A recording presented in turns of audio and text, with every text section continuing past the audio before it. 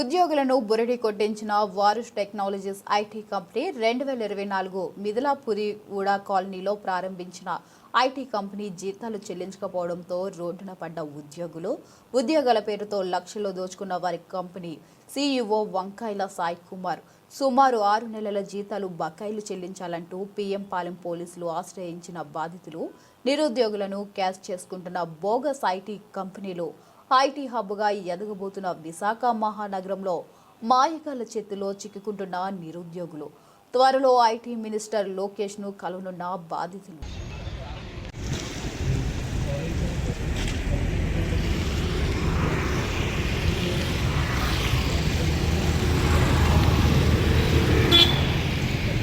బాధ్యత యాజమాన్యంగా మీ మీద ఉంది. మీరు ఇవ్వని వల్ల వాళ్ళు ఇచ్చినటువంటి కేసు మీద మేము కేసు కడతాం. ఎందుకంటే నేను నిన్న కూడా క్లియర్గా చెప్పాను, మీరు వాళ్ళందరికీ శాలరీస్ ఇస్తే చాలా సంతోషం, అలా ఇవ్వని వల్ల మళ్ళీ మా దగ్గరకు వస్తే మేము లీగల్గా యాక్షన్ తీసుకుంటున్న విషయం కూడా మీ దృష్టి.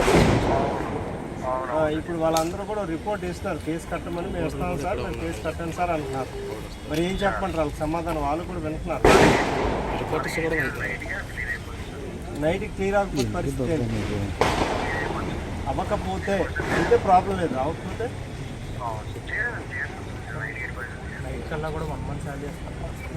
మీకు ఎంత వాళ్ళకి ఎంత బ్యాలెన్స్లు ఉన్నాయో ఆ బ్యాలెన్స్ క్లియర్ చేయాలని వాళ్ళ యొక్క డిమాండ్.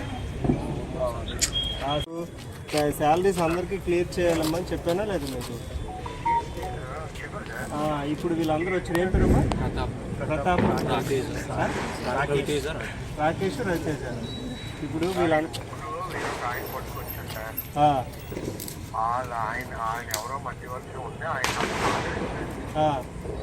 ఆయన చెప్పాలని కూడా నేను మాట్లాడాను సార్. ఈరోజు నైట్ ఏ టైం అయినా సరే చేస్తాను, ఆయన మాట ఇచ్చాను, ఆయన చేస్తానని చెప్పాను సార్.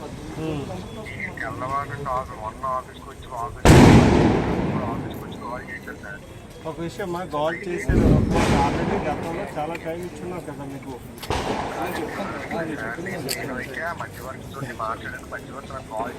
మధ్యవర్తులు ఒక విషయం, వీరు మధ్యవర్తులు గట్రా అనవసరం. డైరెక్ట్ అండి, నా పేరు రాకేష్, మాది ఇక్కడే వైజాగ్ జిల్లా, వైజాగ్ డిస్ట్రిక్ట్.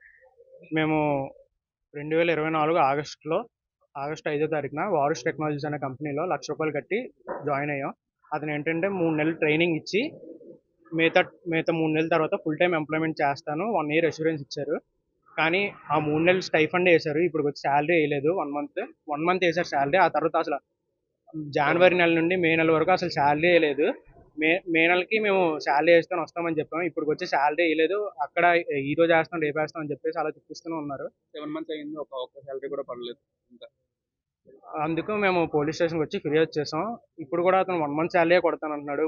4 మంత్ శాలరీ నేను చెప్పట్లేదు కొడతాను. మిగతా అడుగుతుంటేనేమో మీకు నచ్చిన దగ్గర చెప్పుకోండి, నా మీద 10 కేసులు ఉన్నాయి, ఇంకో కేసు పడితే 11 అవుతుంది, అంతే కదా, మీరు ఏం చేస్తారో చేసుకోండి అని చెప్తున్నారు. 4 మంత్ శాలరీ గురించి అడిగితే ఏ రెస్పాన్స్ ఇవ్వట్లేదు. నేనైతే 1 మంత్ ఇస్తాను, మిగతా అయితే ఇవ్వదలుచుకోవట్లేదు అని చెప్తున్నారు.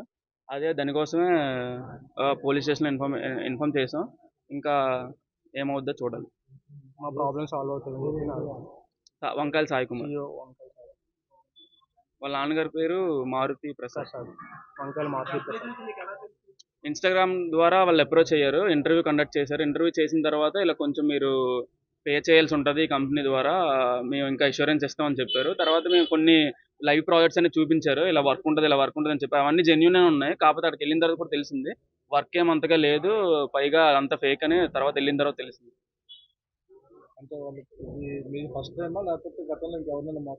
లేదు, ఇదే ఫస్ట్ ఫ్రెషర్స్ అన్న 2024 రిలీవ్ అయ్యాం. ఇదే ఫస్ట్ టైం. అతనైతే ఆల్రెడీ అని చెప్పేసి ఒక కంపెనీ పెట్టారు, ఆ తర్వాత వారుష్ టెక్నాలజీస్ అని చెప్పేసి ఇది మాకు తెలియక మేము వెళ్ళి కట్టేసాం ఫస్ట్ టైం మాకు ఇది.